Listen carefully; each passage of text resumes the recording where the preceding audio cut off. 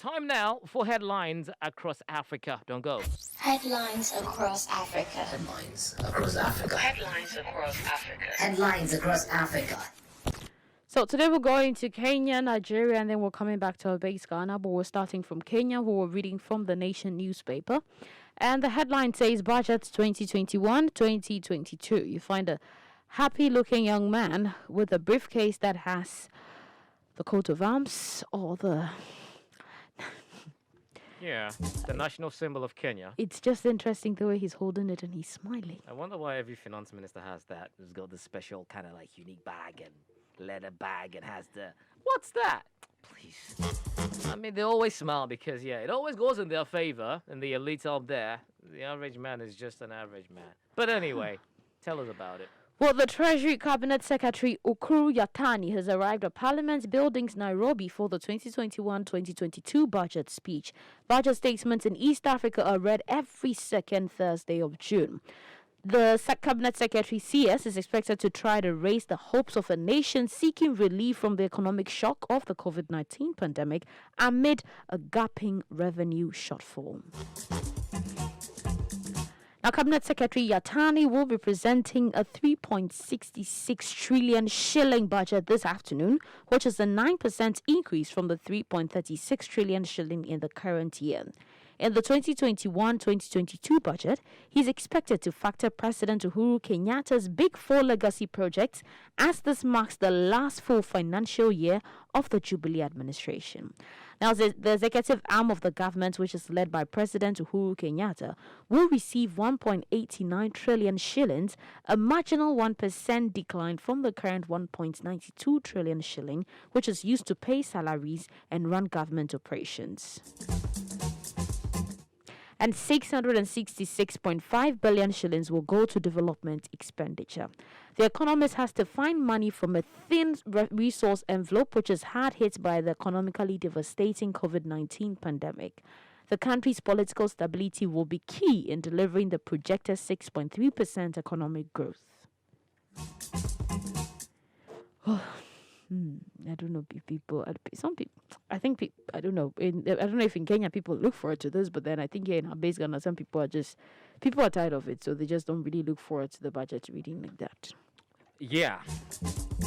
Budget, and know what... I mean, like I said, it's all about matters concerning the elites, political citizens. For the average man, whether they increase or they do not, you're just there. You don't have a say. Okay. Well, we're moving on and we're going to Nigeria, okay, let's go to Ghana first.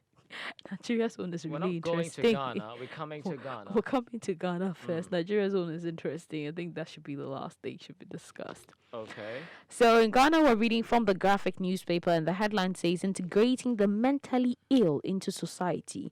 222 patients cured stranded. Okay.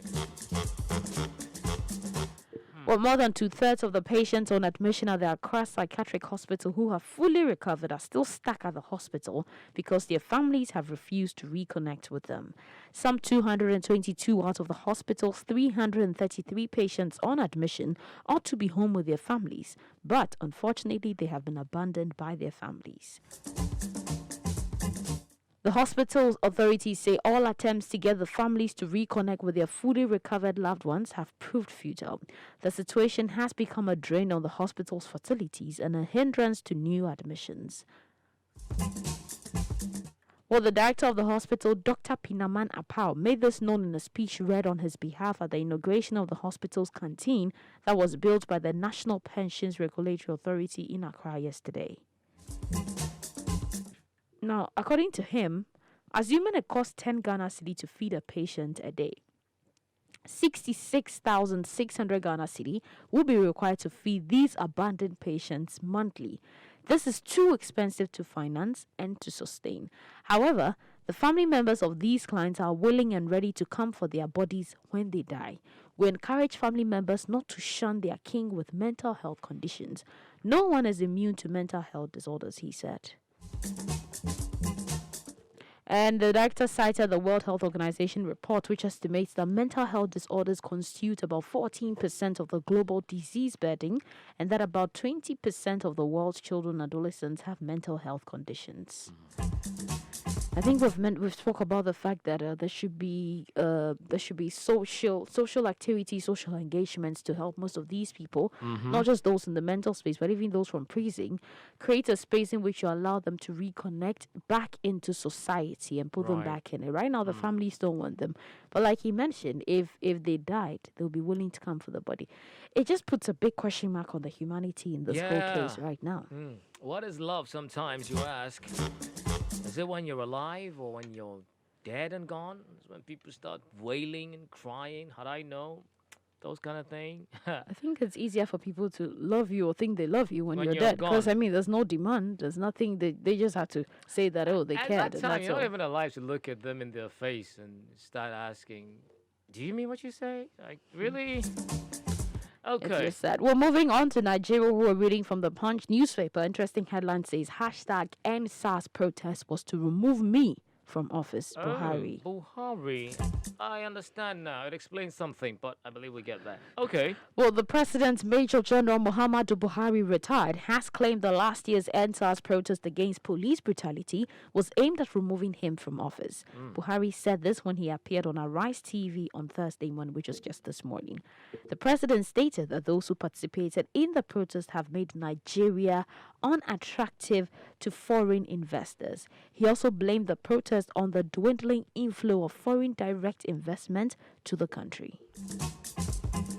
Okay. And when he was asked how he could improve foreign direct investment in Nigeria, in response, all he said was that this question was answered last year when there was the hashtag NSAS protest. You remember the young people that wanted to march here and remove me? He added, tell the young people to behave themselves and make the country safe. Then we can attract real investors to the country. President Buhari is on some tight way of ruling lately. I mean, his response, like, yeah, very rigid. I think he's just having that military feature in him. He's just giving them the answer as it's supposed to be. Is that actually Well, the way it is supposed to be? I don't know. And is I that don't is that know. the real end result of the NSAS? Because I I believe the don't know. NSAS was actually Why? targeted at the NSAS, not at him, Buhari. No, of course. Why would? So then why should he come on TV and say it was targeted at him? Well, that's him. He's the head of state, so definitely. Whenever they call, I said at the end of the day, everyone was calling for Buhari to make a statement. Have you forgotten? Everybody was calling on Buhari to just come out and say something and all of that. And even our president here, said something and like, mind your own business. So yeah, you should expect such comments from the presidents of Nigeria. But okay, that's a hard one. So that's all we have That's for all we have. headlines across Africa. The show was Africa Daily on Africa Global Radio 142 GMT. Wherever you find yourself across the globe, you can listen to the show now or later on demand on africaglobalradio.com. Enjoy the video. Don't forget to like, subscribe, and share.